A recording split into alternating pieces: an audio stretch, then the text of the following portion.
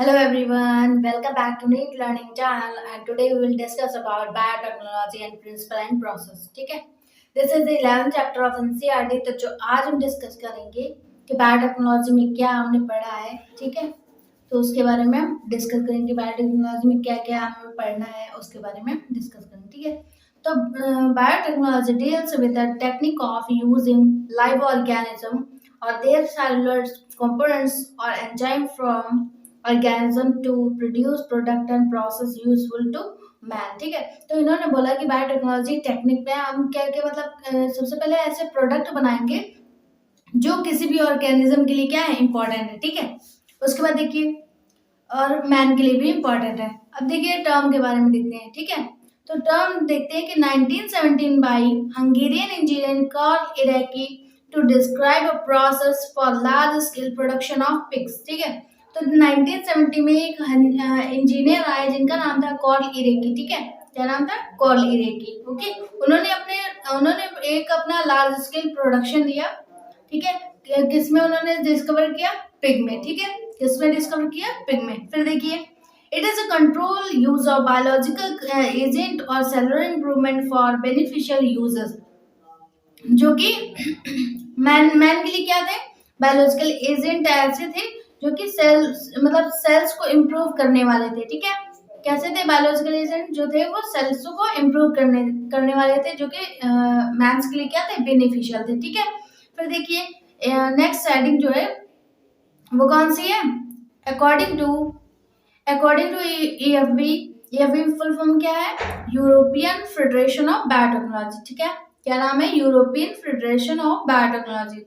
इसमें देखते हैं the integrate of natural science and organism cell parts there of an molecular analogous for product and survive, okay. तो इन्होंने बोला कि मतलब इसमें बताया गया कि नेचुरल साइंस ऐसा और नेचुरल साइंस एंड ऑर्गेनिज्म में या फिर ऑर्गेनिज्म के सेल ले लिया या फिर किसी उसका बॉडी पार्ट्स ले लिया या फिर there of a molecular analogous and product of survive. तो जो भी सेल्स जो है वो सर्वाइव कर रही हैं, तो उसके बारे में इन्होंने बताया, ठीक है। फिर देखिए मतलब इन सब चीजों में डिस्कवर किया, या तो आप सेल्स ले लें किसी बॉडी पार्ट्स का या फिर बॉडी पार्ट्स ले लें, ठीक है। उसमें आप क्या करें? डिस्कवरी करें, ठीक है। तो उसे किसने किया? European Federation of biotechnology. मतलब ये सबसे पहले किसने किया था? एक इंजीनियर थे जिनका नाम था कार्ल इरेकी। कब कब किया था? 1917 में, ठीक है। किसमें किया था? पिग में, ओके। फिर देखिए next point, biotechnology is the most modern science today. तो आज हम जो भी प्रोडक्ट आपके बन रहे हैं वो किसके कारण बन रहे हैं? बायोटेक्नोलॉजी के कारण, ठीक है। किसके कारण बन रहे हैं? बायोटेक्नोलॉजी के कारण, ठीक है। फिर देखिए प्रिंसिपल ऑफ बायोटेक्नोलॉजी के बारे में देखते हैं कि इसका प्रिंसिपल क्या है। तो सबसे पहले हम बात करेंगे जेनेटिक इंजीनियरिंग की, ठीक है। प्रिंसिपल एंड प्रोसेस में जो प्रिंसिपल ऑफ बायोटेक्नोलॉजी जो उसमें सबसे पहली हेडिंग है वो कौन सी है? जेनेटिक इंजीनियरिंग, ठीक है। तो उसमें देखिए the technique which change the chemistry of genetic material DNA और RNA to introduce these into host organism and thus alter the phenotype of the host organism। तो ऐसी टेक्निक जिसमें कि इन्होंने जेनेटिक मटेरियल लिया, जो कि जेनेटिक मटेरियल क्या होता है? डीएनए, ठीक है। डीएनए हो सकता है या फिर आरएनए होता है, ठीक है। वो मल्टीपल ऑर्गेनिज्म में प्रेजेंट होता है, या तो डीएनए होगा या तो आरएनए होगा, ठीक है। फिर देखिए लिखा हुआ host organism and alter the phenotype of the host organism. तो फिर जैसी मतलब किसी भी आपने होस्ट क्या होता है? अगर आप किसी चीज से मतलब किसी भी ऑर्गेनिज्म है उससे आप डीएनए निकाल लें या फिर आरएनए, मतलब उसका क्या है? जेनेटिक मटेरियल को निकाल लें। जब आप उसको उसकी बॉडी से डीएनए या फिर आरएनए को रिमूव कर लेंगे तो वो क्या बन जाएगा? होस्ट बन जाएगा, ठीक है। क्या बन जाएगा? होस्ट बन जाएगा। फिर देखिए Paul Berg is often considered father of genetic engineering and awarded Nobel Prize। तो पाउल बर्ग जो साइंटिस्ट थे उन्होंने इस चीज के लिए मतलब जेनेटिक इंजीनियरिंग उन्होंने जो दिया था, जिन्हें फादर ऑफ जेनेटिक इंजीनियरिंग बोलते हैं, तो उनको अवार्ड मिला था इसके कारण, ठीक है। और क्या मिला था? नोबेल प्राइज मिला था, ठीक है। नोबेल प्राइज मिला था। अब देखिए सेकंड हेडिंग के बारे में देखते हैं। तो जो सेकंड हेडिंग है to maintain the microbial contamination free sterile surrounding in a chemical engineering, ठीक है। तो इसमें देखते हैं due to this type of maintenance only desired microorganism cells will be formed in large number for manufacture of biological, ठीक है। तो उसमें देखते हैं कि मतलब ऐसा उन्होंने एक डिजायर जीन लिया, desire micro organism cells will be formed in large, मतलब कोई भी आपने प्रोडक्ट बनाया, ठीक है, उसको आप क्या करेंगे, अगर उसका प्रोडक्शन आप लार्ज अमाउंट में करेंगे तो वो क्या होगा, केमिकल इंजीनियरिंग, ठीक है, क्या बोलते हैं, केमिकल इंजीनियरिंग। तो देखिए products such as antibiotic, vaccine, enzyme, hormones, blood clotting factor, etc। तो अगर आप किसी भी चीज में, मतलब जब आपने बड़े किसी भी चीज प्रोडक्ट को बनाया तो उससे आप क्या क्या बनाते हैं, मतलब अगर केमिकल इंजीनियरिंग क्या है, केमिकल इंजीनियरिंग का मतलब हो गया कि अगर आप एंटीबायोटिक बनाते हैं, वैक्सीन बनाते हैं, या तो एंजाइम, हार्मोन, या फिर ब्लड क्लॉटिंग फैक्टर बनाते हैं, तो ये क्या है, केमिकल इंजीनियरिंग के अंडर में आता है, ठीक है। तो देखिए next point, this is essential to have a complete condition. तो इसका केमिकल इंजीनियरिंग है, ये क्या है, इंपॉर्टेंट है, ठीक है, किसके लिए, एनवायरमेंट के लिए एंड ह्यूमन बीइंग के लिए, ओके। फिर देखिए next, conceptual development of the principle of genetic engineering. तो जो डेवलपमेंट मतलब जेनेटिक इंजीनियरिंग के लिए जो कंसेप्चुअल डेवलपमेंट है, उसमें देखिए सबसे पहला पॉइंट जो है, the sexual reproduction is a more useful than asexual reproduction. तो अगर हम सबसे पहले पॉइंट की बात करेंगे तो वो क्या होगा, एसेक्सुअल जो होता है उससे ज्यादा, सबसे ज्यादा क्या है रिक्वायरमेंट है, मतलब पूरे ह्यूमन बीइंग में या फिर पूरे ऑर्गेनिज्म में, तो सबसे मेंटेन, मतलब अगर किसी को इम्पोर्टेंस देंगे तो एसेक्सुअल से ज्यादा किसको इम्पोर्टेंस देंगे, सेक्सुअल रिप्रोडक्शन को, ठीक है, किसको इम्पोर्टेंस देंगे, सेक्सुअल रिप्रोडक्शन को, ठीक है, क्योंकि वही ज्यादा मोर यूजफुल है सभी ऑर्गेनिज्म में, ठीक है। नेक्स्ट पॉइंट देखिए, sexual reproduction provided opportunity for variation and formation of new combination of genetic makeup, ठीक है।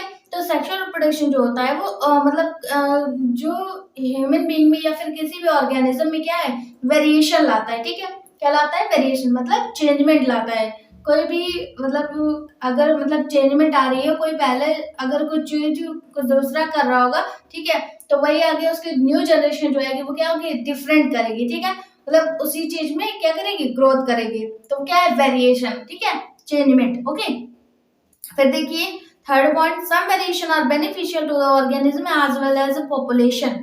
तो जब वेरिएशन होता है पॉपुलेशन में तो क्या होता है, वो पूरी मतलब कंट्री के लिए क्या होता है, बेनिफिशियल होता है, ठीक है, क्या होता है, बेनिफिशियल होता है। फिर देखिए fourth point, traditional hybridization method used in plants and animal breeding very often include and multiplied undesirable gene along with the desired gene। तो अगर देखिए अभी हम पूरे बायोटेक्नोलॉजी में सबसे ज्यादा बात करेंगे तो वो किसकी बात करेंगे, डिजायर जीन की, ठीक है, किसकी बात करेंगे, डिजायर जीन की, ओके। तो डिजायर जीन क्या होता है, जब हम किसी भी मतलब जैसे हमने न्यू जीन बना लिया, ठीक है, तो न्यू जीन क्या हो गया, आर्टिफिशियली जीन बनाया, तो जीन को अगर आप किसी मतलब किसी भी अगर ऑर्गेनिज्म में आप ट्रांसफर करेंगे तो वो क्या होगा, एज अ ब्रीडिंग होगा, ठीक है, क्या होगा, ब्रीडिंग होगा। तो वही क्या है कि अगर प्लांट में या फिर एनिमल्स में ब्रीडिंग होती है तो उसे क्या बोला जाता है, ट्रेडिशनल हाइब्रिडाइजेशन, ठीक है, क्या बोलते हैं, ट्रेडिशनल हाइब्रिडाइजेशन मेथड, ओके।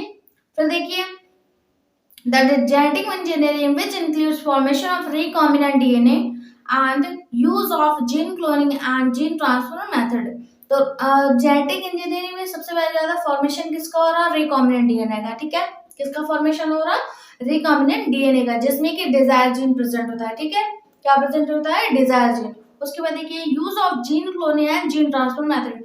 तो अब वही बताया मैंने कि जीन क्लोनिंग मेथड का यूज करेंगे या फिर जीन ट्रांसफर मेथड का यूज करेंगे तो वो क्या किसके अंडर में आएगा, रिकॉम्बिनेंट डीएनए में आएगा, ठीक है, क्या आएगा, रिकॉम्बिनेंट डीएनए के फॉर्मेशन में आएगा, okay. Next point, a piece of DNA transfer any organism of gene they are changement, the chromosome that is responsible for the initiating replication। तो वो क्या होगा, डीएनए मतलब किसी भी चीज का डीएनए जो है उसका सीक्वेंस करना पड़ता है, ठीक है, क्या होता है, सीक्वेंस करना पड़ता है। तो जब डीएनए की सीक्वेंसिंग होती है, मतलब अगर कोई डीएनए बना है उससे आप न्यू डीएनए का फॉर्मेशन करते हो तो उससे क्या बोलते हैं, ओरिजिन ऑफ रेप्लिकेशन, ठीक है, क्या बोलते हैं, origin of replication. In a chromosome that is responsible for the initiating replication. जब वन आपका डीएनए है उससे आपका न्यू डीएनए जब फॉर्मेशन हो रहा है तो वो उस जो जिस पॉइंट से आपका न्यू डीएनए स्टार्ट हो रहा है उसे क्या बोला जाता है, ओराई या फिर ओरिजिन ऑफ रेप्लिकेशन, ठीक है, क्या बोलते हैं, ओरिजिन ऑफ रेप्लिकेशन, ओके।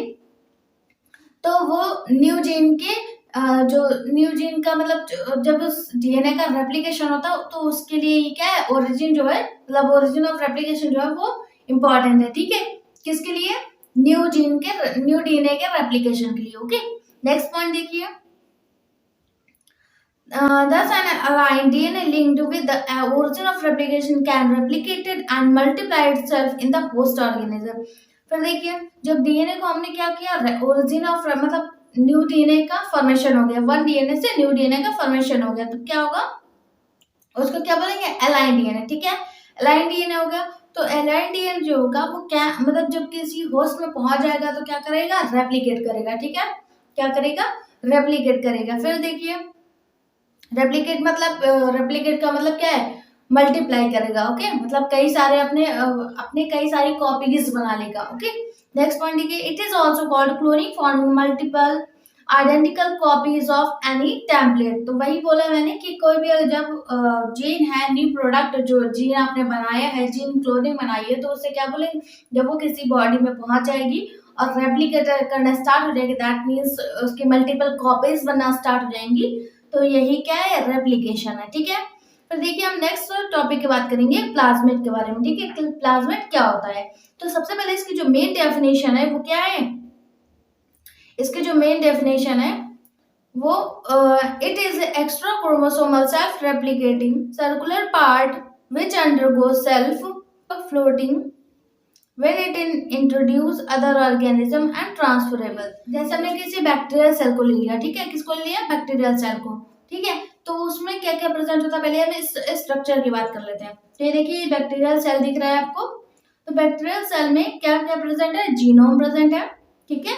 फिर देखिए, न्यूक्लियस प्रेजेंट होता है, और क्या प्रेजेंट होता है, प्लाज्मिड। न्यूक्लियस के जस्ट नियर में क्या प्रेजेंट होता है, प्लाज्मिड। अब न्यूक्लियस जो होता है उससे क्या बनता है, जब न्यूक्लियस होता है वो क्या जब डिवाइड करता है तो क्या होता है, सबसे पहले वो डीएनए बनता है, ठीक है। ओके, डीएनए बनता है, न्यूक्लियस में जो क्रोमेटिन प्रेजेंट होता है वो क्या बनाता है, डीएनए बनाता है, ठीक है। अब डीएनए से क्या होता है, उसका रेप्लिकेशन होता है, ठीक है। फिर ये जो उसी के पास में जो न्यूक्लियस के बाद में प्रेजेंट होता है वो क्या होता है, प्लाज्मिड होता है, उसके बारे में देखते हैं, ठीक है। तो it is extra chromosome self replicate, क्या होता है, सेल्फ रेप्लिकेट करता है, मतलब उसको किसी भी अदर चीज की जरूरत नहीं है, ठीक है, वो खुद ही अपना काम कर लेता है, ठीक है। तो देखिए, सर्कुलर पार्ट होता है, मतलब जो प्लाज्मिड का स्ट्रक्चर कैसा होता है, सर्कुलर होता है, ठीक है। तो देखिए, which undergoes self replicating when it introduce other organism. और जो प्लाज्मिड जो होता है, पहली चीज क्या बताया, सेल्फ रेप्लिकेटेड होता है, ठीक है। दूसरा क्या बताया, सर्कुलर होता है, ठीक है। फिर क्या होता है, ट्रांसफरेबल होता है, मतलब अगर वो मतलब जो उसकी न्यू जनरेशन आ रही है, ठीक है, अगर वो किसी होस्ट में पहुंच गई है तो क्या होगा, सेल्फ रेप्लिकेट होगा, मतलब अपनी न्यू कॉपीज का फॉर्मेशन कर लेगा, ठीक है। तो ये हो गई इसकी प्लाज्मिड का इंट्रोडक्शन, ठीक है। क्या हो गया, प्लाज्मिड का इंट्रोडक्शन। नेक्स्ट हेडिंग है Stanley Cohen and Herbert Boyer, ठीक है। कौन सी हेडिंग है, Stanley Cohen and Herbert Boyer. इसमें लिखा हुआ है सबसे पहले 1972 बाय आइसोलेटिंग द एंटीबायोटिक। तो जो ये साइंटिस्ट थे Stanley Cohen and Herbert Boyer, तो इन्होंने 1972 में किसको डिस्कवर किया, एंटीबायोटिक को, ठीक है।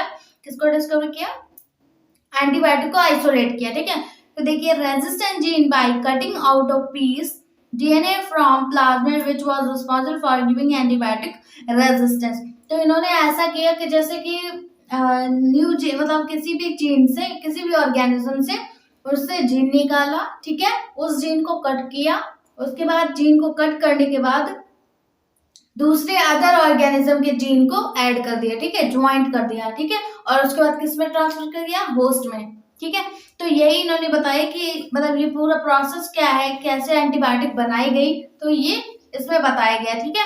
तो सबसे पहले हम इसके डायग्राम के बारे में बात कर लेते हैं। तो सबसे पहले इन्होंने एक साइड क्या लिया, बैक्टीरियल सेल लिया, ठीक है, बैक्टीरियल सेल लिया, बैक्टीरियल सेल के प्लाज्मिड को इन्होंने निकाल लिया, ठीक है, किसको निकाल लिया, प्लाज्मिड को।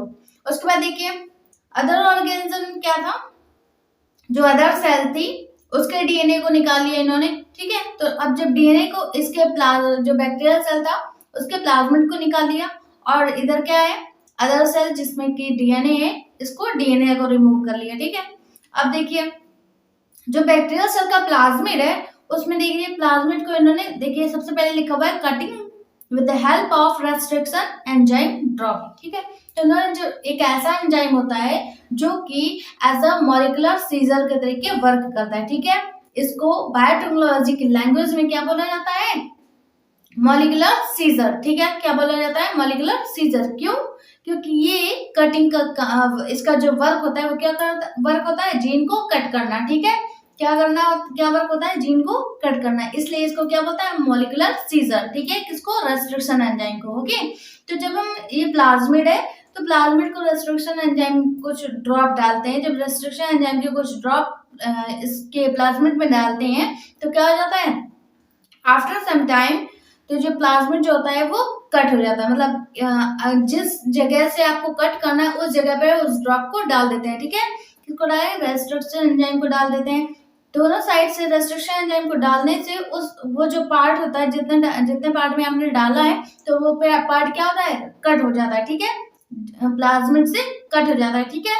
फिर देखिए जब कट हो जाता है फिर जो पार्ट बचता है उस पार्ट को जो पार्ट जो कट हो गया वो कट हो गया, ठीक है, उसको रिमूव कर देते हैं। उसके बाद देखिए अब हमने जो अदर सेल से अपने डीएनए जो निकाला है उसको भी हम कट कर देते हैं with the help of restriction enzyme, ठीक है। किसकी हेल्प से, रेस्ट्रिक्शन एंजाइम की हेल्प से इस डीएनए को भी कट कर देते हैं जो कि अदर सेल में प्रेजेंट था, ठीक है। जब इसे भी कट कर दिया तो उसके कुछ डीएनए के फ्रेगमेंट्स बन जाते हैं, ठीक है। क्या बन जाते हैं, डीएनए के फ्रेगमेंट्स बन जाते हैं। तो ये जो छोटे छोटे आपके डीएनए के फ्रेगमेंट्स हैं स्मॉल वाले, तो इनको किस में ऐड कर देते हैं, इस प्लाज्मिड में, बैक्टीरियल सेल के प्लाज्मिड में ऐड कर देते हैं, ठीक है, with the help of ligase enzyme, ठीक है। किसकी हेल्प से, लाइगेज एंजाइम। तो जब लाइगेज एंजाइम की हेल्प से इसे ऐड कर देते हैं with the help of ligase enzyme, तो जब लाइगेज एंजाइम की हेल्प से इन फ्रेगमेंट्स को इस प्लाज्मिड से ऐड कर देते हैं तो क्या हो जाता है, ये एक पूरा जॉइंट हो जाता है, ठीक है। मतलब उसकी भी क्वालिटी इसमें प्रेजेंट है और उसकी भी क्वालिटी प्रेजेंट है, ठीक है।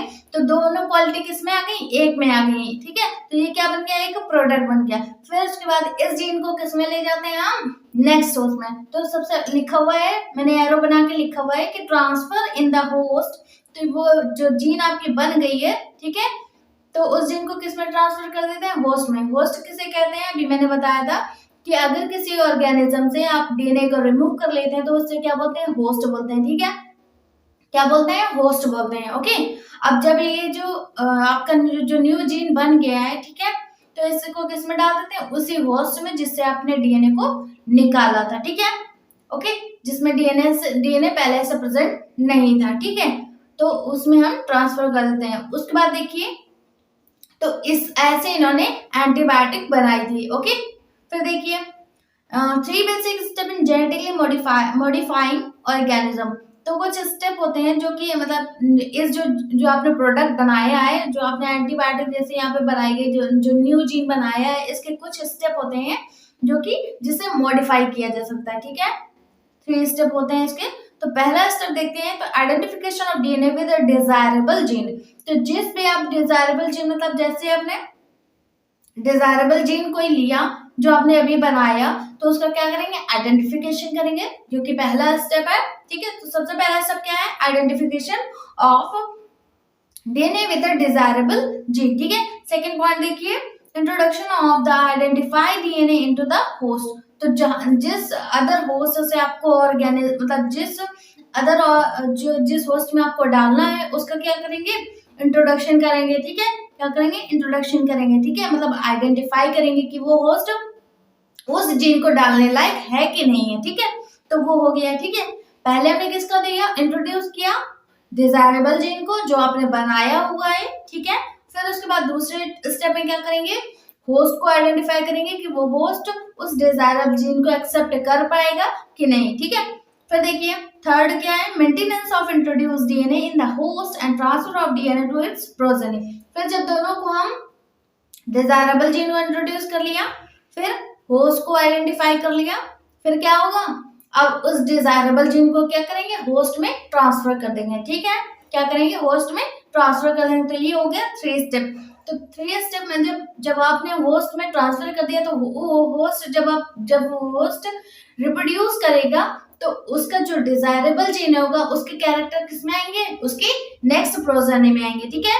ओके, तो ये हो गए टोटल 3 स्टेप जो कि आप किसी भी जीन को डिजायरेबल मॉडिफाई कर सकते हैं, ठीक है, किसी भी ऑर्गेनिज्म में। ओके, तो नेक्स्ट टॉपिक जो है वो tools of recombinant DNA technology. अब जो डीएनए टेक्नोलॉजी यही थी, मतलब जो आपने एंटीबायोटिक वगैरह बनाई, वैक्सीन, ये सब किससे बनाए जाते हैं, एक टेक्नोलॉजी से बनाए जाते हैं ना। तो उसका जो रिकॉम्बिनेंट डीएनए टेक्नोलॉजी के कुछ टूल्स होते हैं जिन जो मतलब ये पूरे टूल्स का यूज करके ये आप क्या बना सकते हैं, मतलब न्यू जीन का आप ट्रांसफर कर सकते हैं किसी भी होस्ट में, ठीक है। वो स्टेप देखिए। तो पहले लिखा हो की tools of recombinant DNA technology और जेनेटिक इंजीनियरिंग। तो ये जो टूल्स है वो किसके अंडर में आता है, जेनेटिक इंजीनियरिंग के अंडर में, ठीक है। एक डीएनए टेक्नोलॉजी या फिर जेनेटिक इंजीनियरिंग के अंडर में ये कुछ टूल्स आते हैं जिनको आपको यूज करना पड़ेगा, तभी आप न्यू प्रोडक्ट को आप बना सकते हैं, ठीक है। तो पहला क्या है, रेस्ट्रिक्शन एंजाइम, जिसे हम मॉलिक्यूलर सीजर भी बोलते हैं, ठीक है। सेकंड क्या है, लाइगेज एंजाइम, जिसे हम क्या बोलते हैं, मॉलिक्यूलर ग्लू, क्योंकि ये ज्वाइंट करने का काम करता है, ठीक है। थर्ड क्या है, पॉलीमरेज एंजाइम और रिवर्स ट्रांसक्रिप्टेज एंजाइम, ठीक है। फिर फोर्थ क्या है, वेक्टर्स, ओके। फिर फिफ्थ क्या है, होस्ट ऑर्गेनिज्म। ये पूरे 5 टूल्स है जिनका आप यूज करके कोई भी प्रोडक्ट बना सकते हैं, ठीक है। तो आज का जो टॉपिक है वो यहीं तक। कल के जो टॉपिक में मतलब न्यू आपका हमारा वीडियो आएगा, तो उसमें क्या आएगा, रेस्ट्रिक्शन है, मतलब इन टूल्स के बारे में पूरा एक्सप्लेन करेंगे, ठीक है। तो ये वीडियो आपको अच्छा लगा हो तो प्लीज लाइक करें, सब्सक्राइब करें, शेयर करें, ठीक है। तब तक के लिए थैंक यू।